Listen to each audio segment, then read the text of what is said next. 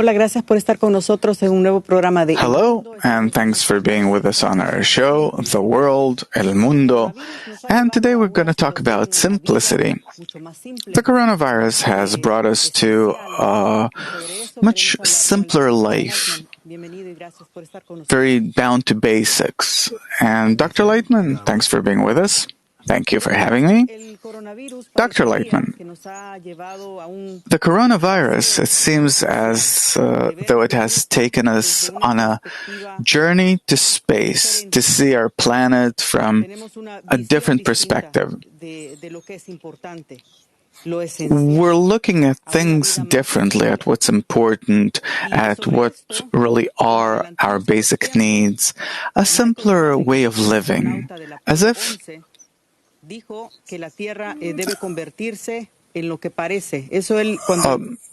Michael Collins, by the way, who was an astronaut on Apollo 11, he said, when he saw Earth from afar, he said, I really believe that if the political leaders of the world could see their planet from... he said that the planet has to be blue and white, not capitalistic or communistic. Do you believe that this epidemic brings us closer to understanding this message? Look, we see that life starts in a very simple and natural way. Close to nature, it's nature. Man and woman give birth to a little child, and he doesn't demand anything besides food, being taken care of by them, and that's it. Afterwards, he grows up and starts to, I'd say, tangle up in life. And he makes life complicated with different stuff. Suppose from the age of 20 until the age of 60. And then, when he becomes older, there too, he's drawn to a simpler kind of life. He doesn't mind all the fuss, the big fuss. He wants calmer things. Not because he really doesn't have the power anymore, which is also true, but because the more the simpler things are, the more they can include a bigger, deeper essence. Nature doesn't demand a special kind of complexity, but simplicity. So we begin life in a simple, natural way. We end life in a simple, natural way. And in between, where we have more power than brains, then we make this kind of turmoil with all those things, a whirlpool, with all the things that you don't really need, with pubs and clubs that you see what are people doing there, who, what, how. The main thing is to make a big fuss, and that's that, to make lots of noise.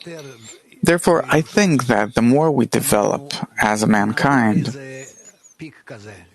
we'll kind of go over the top, over the hill, and we'll start going back down to a more simple way of living. We'll become smarter. We'll start understanding that simplicity in life, both in terms of food and clothes and vacation, and everything will become more simple, will be smarter.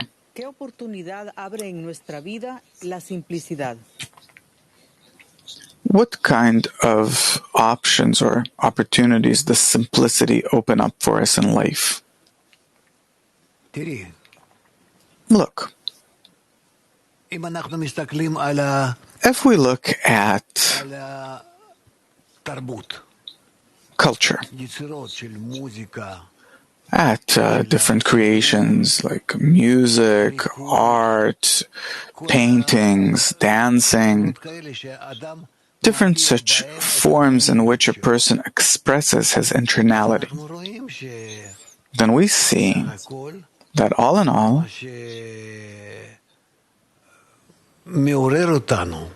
what awakens us are things that are closer to nature and that are relatively simple. I think that this is the future of mankind after we cross this stage of ours, and I think that we already are. We'll be drawn to a simpler life, and in it we will feel more tastes about the meaning of life. Simplicity. Is it the key to happiness? For sure.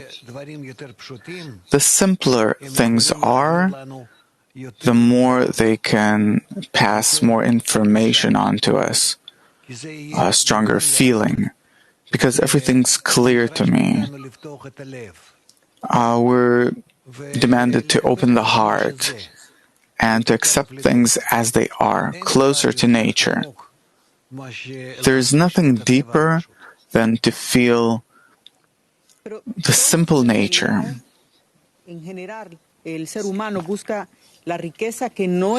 Actually, man's asking for a kind of happiness which isn't necessarily internal. So how can we find this inner happiness in simplicity? This has to do with education. If we talk about human development, then it all depends on education. The more educated a person is, composed of the different forms that humanity has gone through, and he's studied and understood and also forgot even, but he's included of all of these forms of human expression in relation to the world that we live in, then the more he's drawn to simplicity. The more he's drawn to simplicity. It's something that we can see in everything. About this simplicity, let's, for example, take homeless people. You said that they are the freest. I heard you say that. True, true. But children, when you ask them, what do you want to be when you're going to grow up? They don't say, we want to be homeless. They say, we want to be a firefighter, a doctor, something. The question is, this new reality, will it change our aspirations?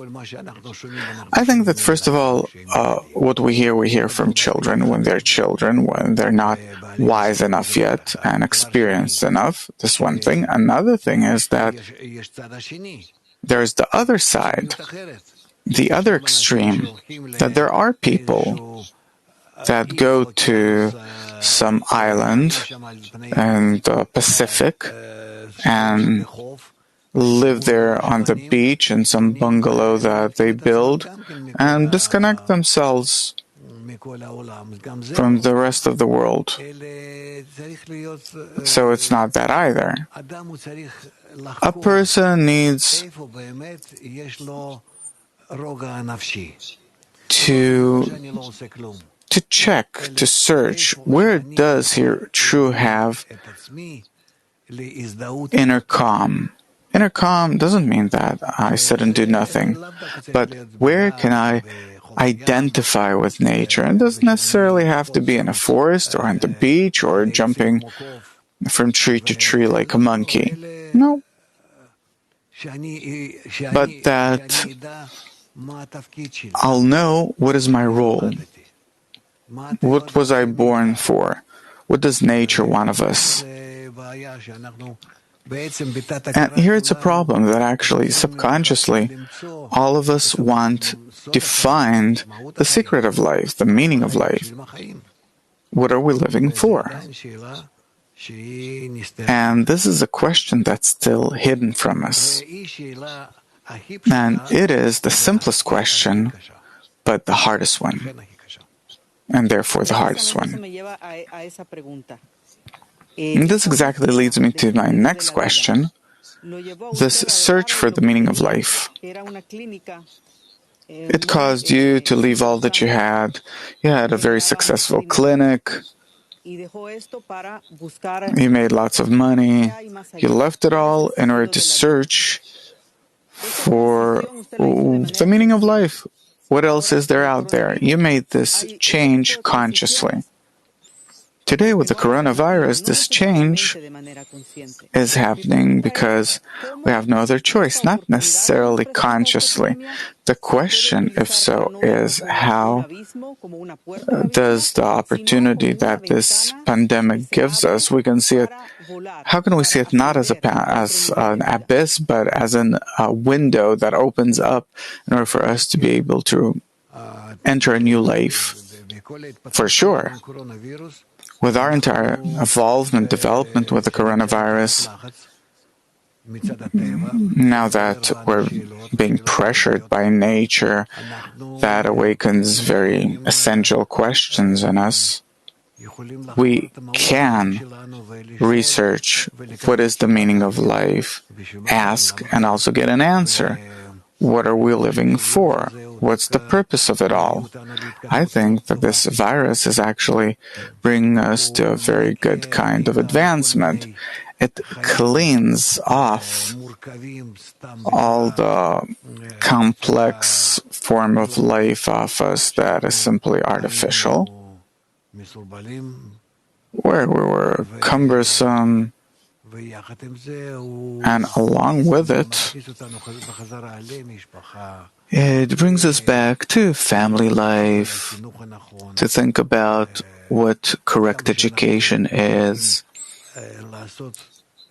how much we have to make life simpler, not too complex.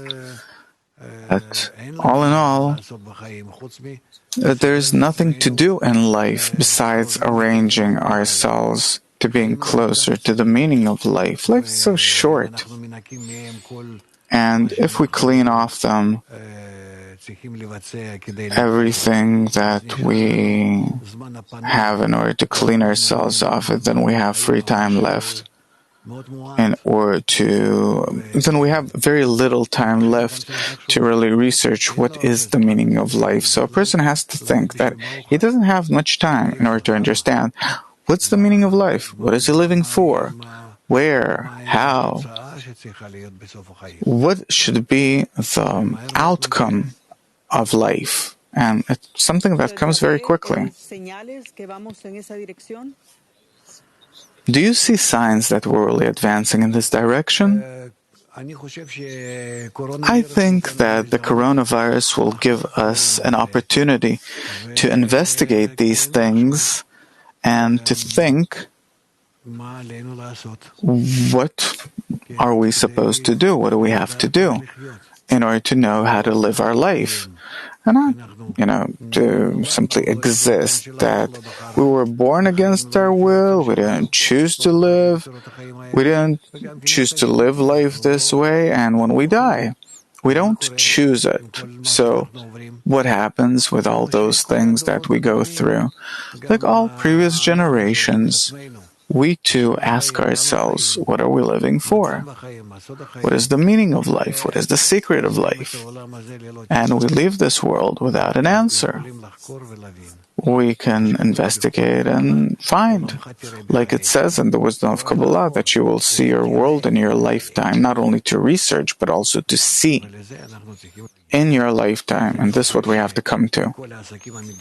So I think that with all the imaginary engagements that we have today, that we should simply let them go and to delve into the search of you shall see your world in your lifetime. How do we reach a state where in this life we see the next world already? So with this thought, I wish we will be able to see reality correctly, the way you're inviting us to do. Thank you very much, and we'll continue on our next show. Gladly, thank you.